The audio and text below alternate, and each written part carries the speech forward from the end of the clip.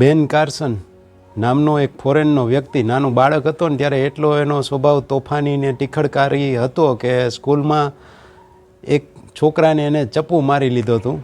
પછી સ્કૂલે એને બહાર કાઢી મૂક્યો અને પછી એની મમ્મીએ કીધું કે હવે હું તને ઘરે જ ભણાવીશ. એટલે ઘરે એના મમ્મી પુસ્તકો લઈ આવે અને પછી એને કહે કે તું આટલા દિવસમાં આ પુસ્તકનો આટલો ભાગ વાંચ ને પછી એના ઉપરથી એનો સાર શું છે ને એ તારે લખીને મને આપવાનો. તો આવી રીતે એની માતાએ એને ભણાવવાનું ચાલુ કર્યું ને ઓલાને રસ જાગ્યો. જે ભણવામાં સાવ ન ગમતું એને આ રીતે સાર લખતા લખતા એને ભણવામાં રસ જાગ્યો ને આગળ વધ્યો અને ન્યુરોસર્જન બન્યો.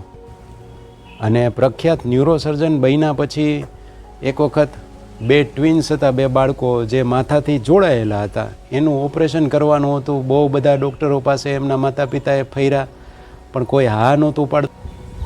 બહુ અઘરું ઓપરેશન હતું જે આ બેન કાર્સને ચેલેન્જ સ્વીકારી અને સફળતાપૂર્વક ઓપરેશન પાર પાડ્યું. પછી તો એની વિશ્વવિખ્યાત ખ્યાતિ થઈ ગઈ.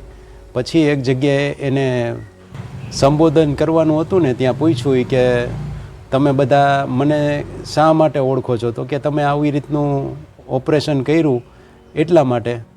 પછી એને પોતાની અંગત વાતો શેર કરતાં કીધું કે આવી રીતે મારી લાઈફની જર્ની છે ને એમાં મારા મમ્મી જેને હું રોજ અથવા તો થોડા થોડા ટાઈમે જે હું નિબંધ લખીને આપતો એ મને મોટી ઉંમરે ખબર પડી કે મારી માતાને તો વાંચતા જ નથી આવડતું.